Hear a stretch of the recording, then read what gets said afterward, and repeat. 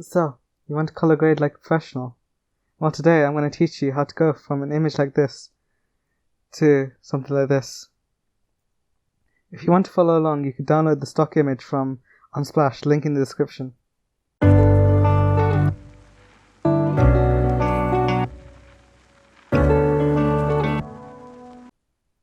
So first things first, we're going to create a duplicate of the background layer by pressing Ctrl J.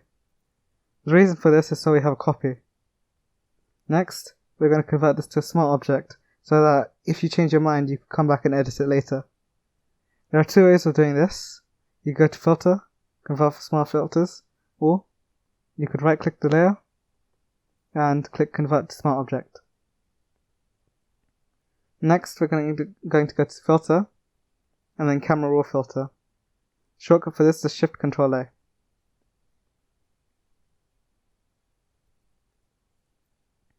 Now this may look very complicated, but it's really simple once you get down to it, such as exposure just controls the overall brightness.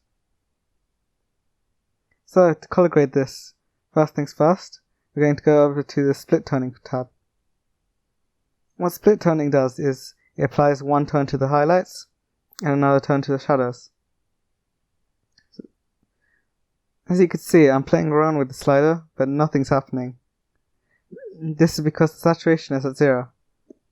If I turn the saturation all the way up, you can see exactly what colors I'm picking, but you could also do it by holding Alt and dragging along the slider. Photoshop will temporarily treat it like saturation's at 100, and then as soon as you let go, it's back to normal. That way you could control the saturation by going from low to high when you're deciding on the overall saturation. So I'm going to go for this bluey green tone. That's about fine. And I'm also going to leave the shadows at red. I quite like this color quite saturated in the highlights, so I'm going to leave it at 100. And for the reds, you don't need it that saturated in my opinion.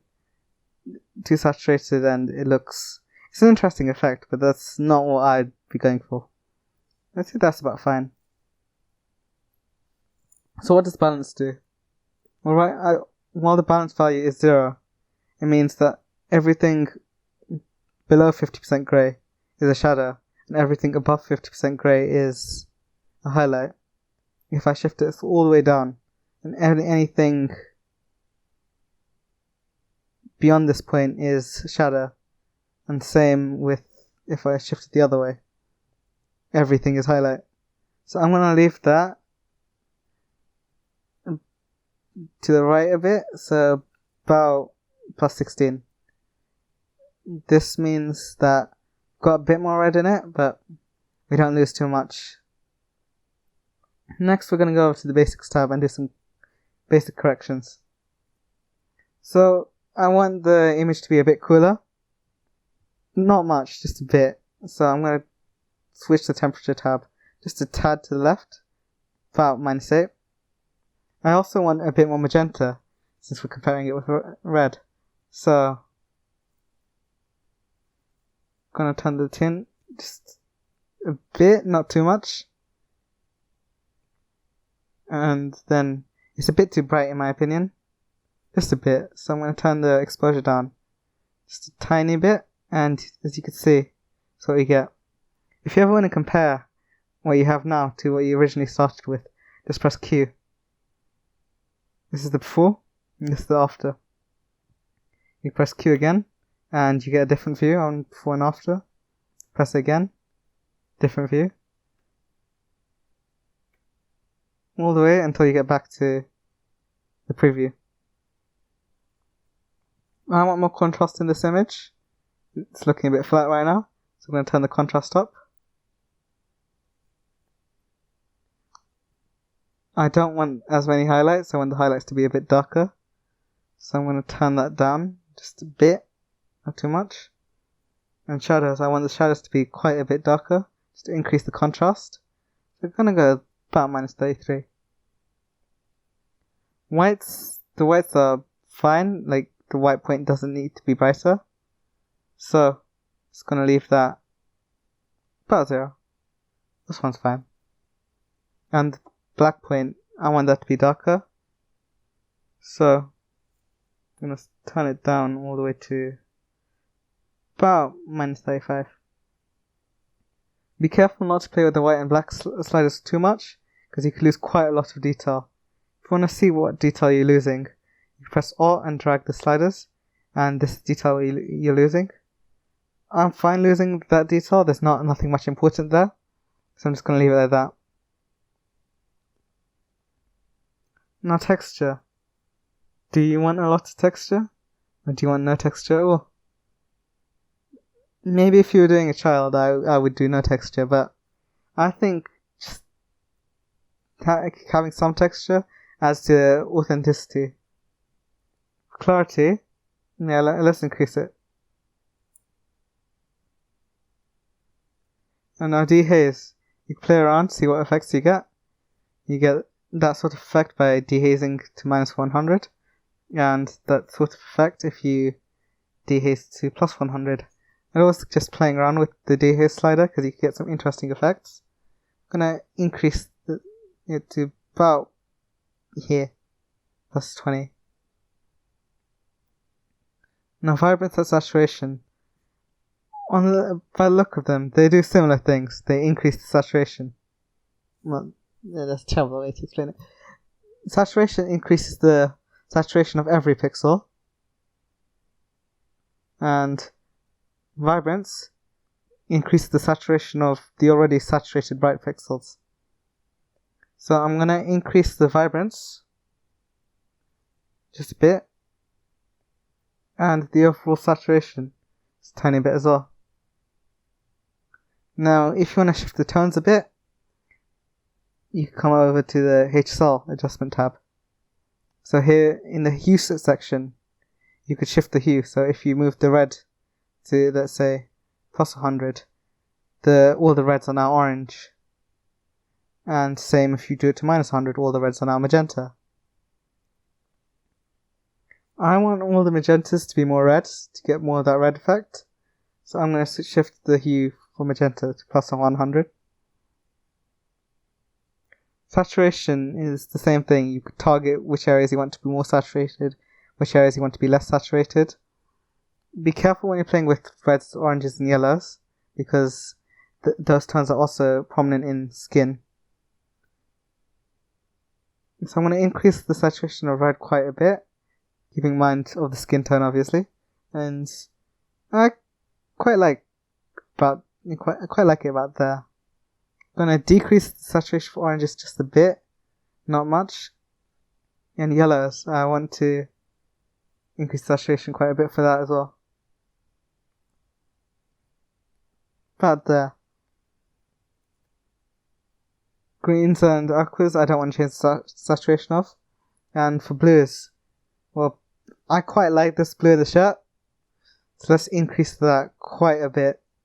And as you can see, you're starting to get quite a good color grade compared to the original.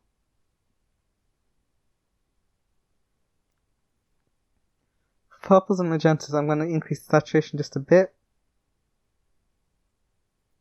And decrease the saturation for magenta and increase it for purples, just for any magenta tones left over. Now, the luminance is just a fancy way of saying brightness. So if I decrease the luminance of red, the reds become a lot darker. I increase it and they become a lot brighter. I'm going to increase the luminance for red just a bit. Oranges quite a bit more. Yellows as well, because we want the skin tones to be quite bright. So about that's fine. I don't want to change the luminance for green at all. Aquas, decrease that quite a bit. Now this blue, it's quite bright in my opinion, and possibly distracting, so let's turn that down as well. As you can see, the background's no longer distracting and shirt's got quite a nice color, The garment's got quite a nice color. I don't know why. The garment's got quite a nice color now. For purples, I'm going to increase the brightness. And magentas, we're going to increase it just a bit. Now, yeah, this is all fine, but how do you focus on the subject? Well, you could add a vignette. So to do that, you go to the Effects tab.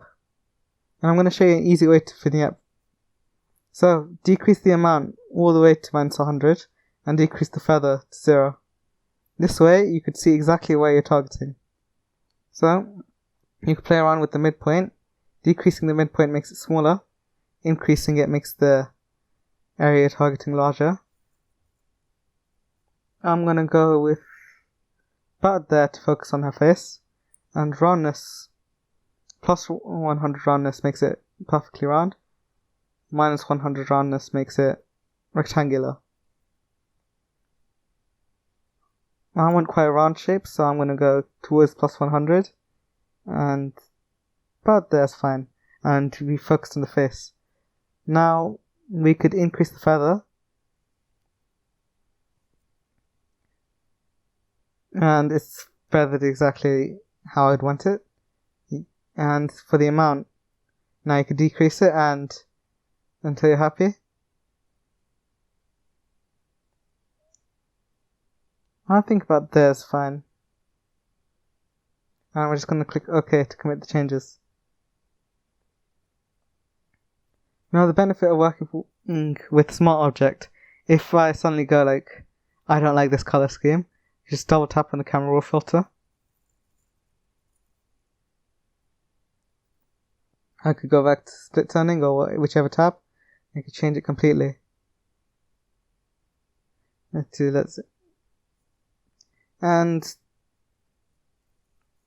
you could come back and do that as many times as you want. That's the benefit of working with smart objects. So now that we've focused on the subject using a vignette, how else could you focus on the subject? Well, you could make the background around just slightly brighter. And how would you do that? Well, you could use curves. You could use a gradient. For this, I'm going to use a gradient.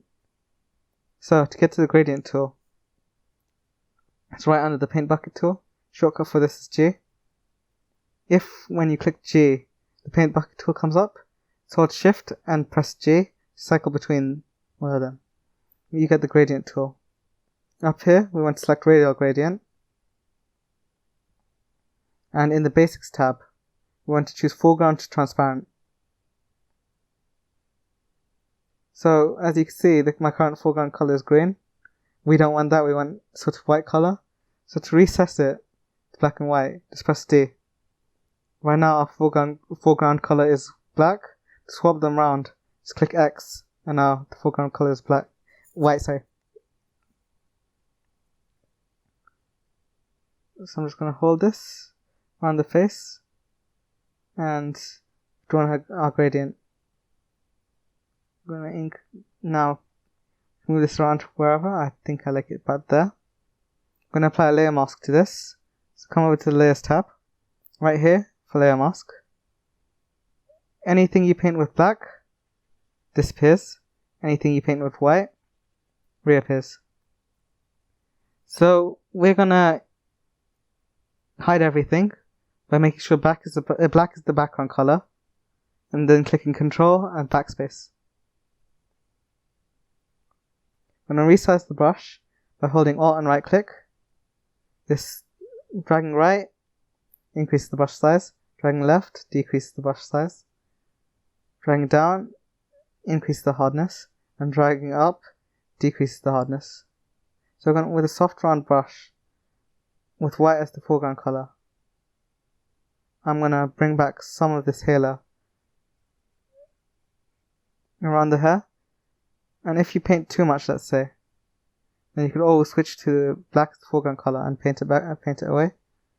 We don't want too much, as we want this effect to be quite subtle and not distract. And once you're happy, you could decrease the intensity by changing the opacity. I'm happy about there. So if you want, you could be done here. But I say we should make the eyes pop. Why? Because humans are attracted to the eyes. Look at your favorite photographer for portraits and look at the eyes of the subject. They always stand out. So how would you do that? You'd come down to the Adjustments tab and create a curves adjustment. Gonna make the overall image brighter, and this doesn't look good, but we're just focusing on the eyes. So make it brighter until you're happy with the eyes.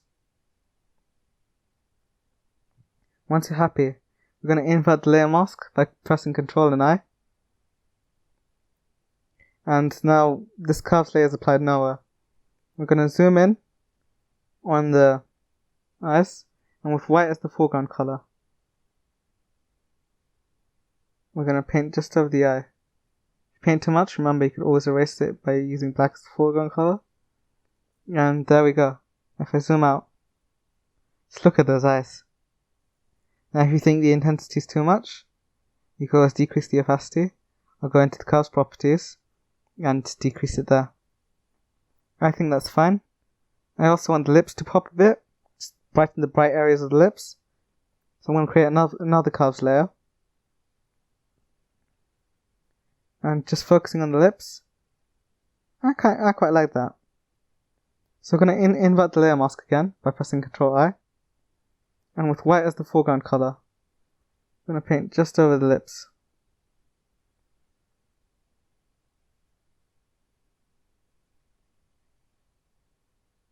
Now, if I wanted to, I could spend hours just targeting the white areas, the bright areas, and the dark areas, just removing it using layer mask. But that would take forever, and no one's got that kind of time or attention span. So we're going to use something called Blend If. Now, the way Blend If works, I've got a gradient here, I've got a solid color above it. Double tap on the layer to bring up the layer styles. And this section is called Blend If. It's got two sliders for this layer and underlying layer. We'll be using underlying layer for this part. So, if I move the black slider and the underlying layer, everything which is black and the underlying layer shows, and everything which is not black is replaced with the layer above it. Same goes if we use white. Now the way this layer slider works, it depends on the brightness of this layer. So this is all the same brightness, so as soon as we cross that point, it all disappears. But if we were to use a gradient, such as this, and this layer, you can see gradually disappears depending on the brightness of this layer.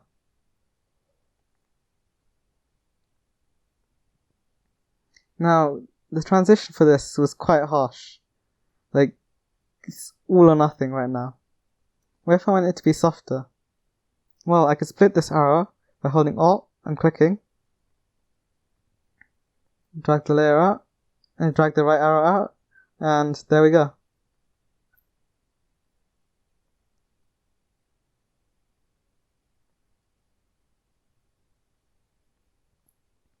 Now how could we use this here?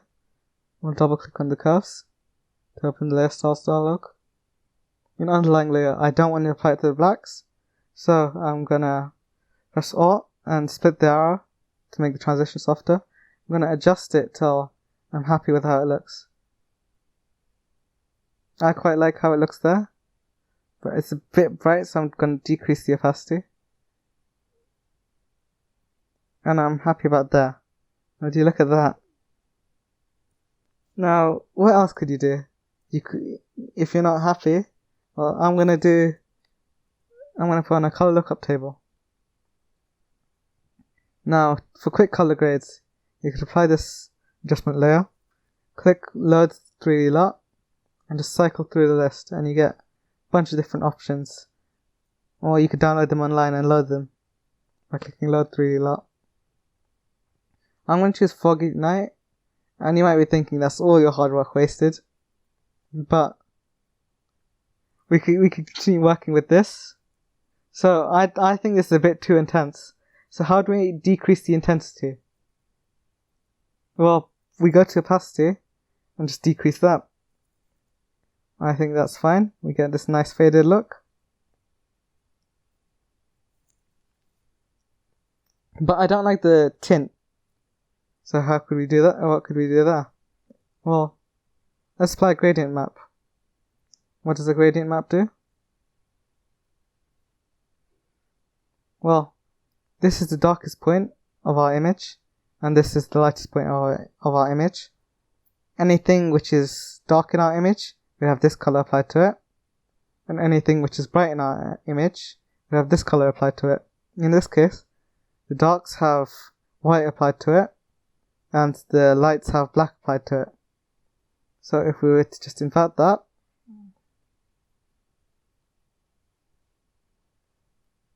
we get a simple black and white image. Let's add some color to it.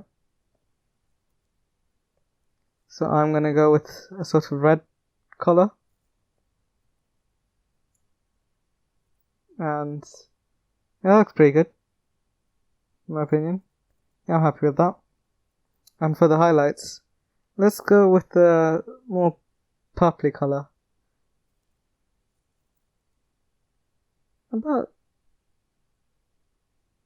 that sort of hue. Now, I want it to be quite dark. Very saturated, so we're going to keep it to the right. And yeah, it looks about fine. Now, you're right to say this doesn't look good at all. Why would I do this? But once again, how do you decrease the intensity? You go to opacity and decrease that. I'm happy about that. And you see that nice tint we've got. Now, in my opinion, the face is a bit dark now. So how do we brighten stuff? Well, like we did earlier, we'd add a curves layer. Just focusing on the face. We'll brighten it. I'm happy there. Invert the layer mask. Paint with white as the foreground color. Just over the face.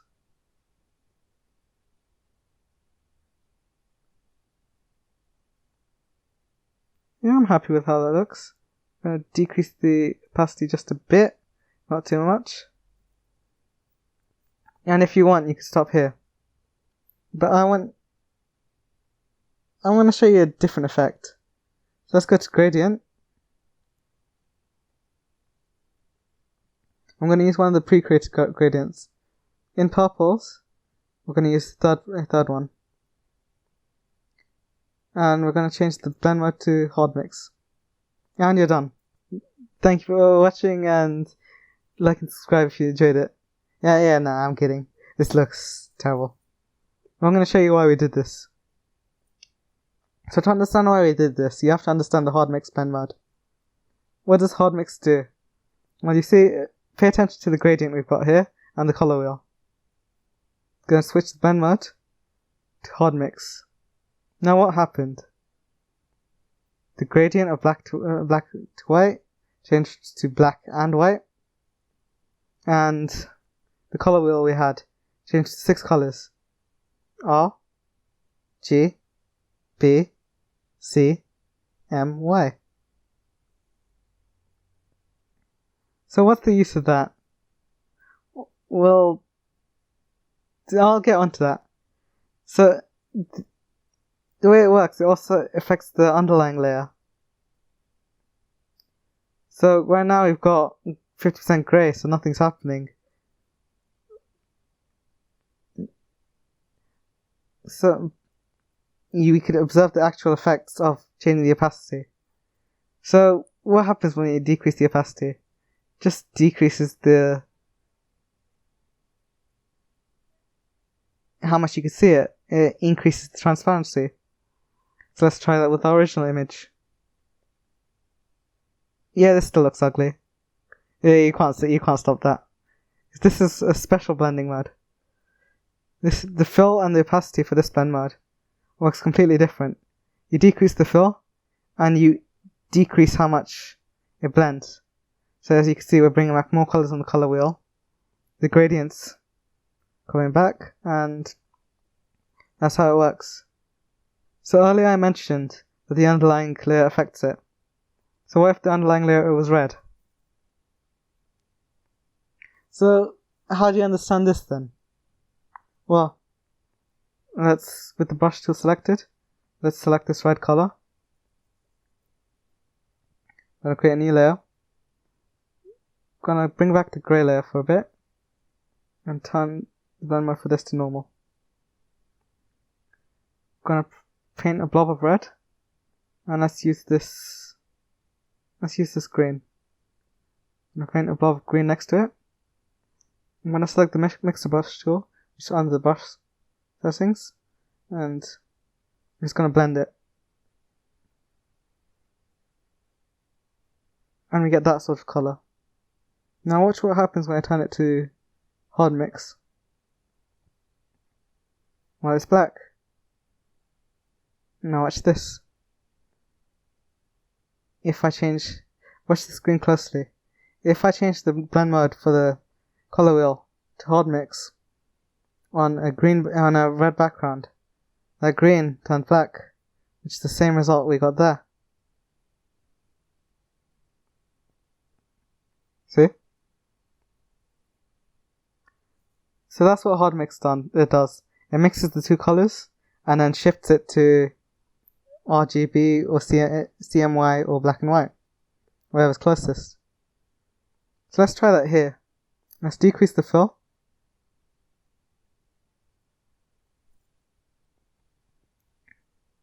And I think that's about fine. I like the effect, but I don't like how strong it is. So I'm going to decrease the opacity as well. And would you look at that? We've got our tint. Small tint, it increases the contrast a bit. And there we go. Now why did I not just use overlay or a blend mode like that? Well, if I was to duplicate the layer,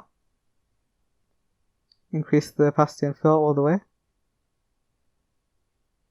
and change the blend mode to overlay, decrease the opacity so I'm happy. Well, the contrast is the same. I'd have to go through extra steps to change the contrast, etc. Whereas I could just do, with this one layer, I could get the contrast how I want it, and I could get the tints how I want it.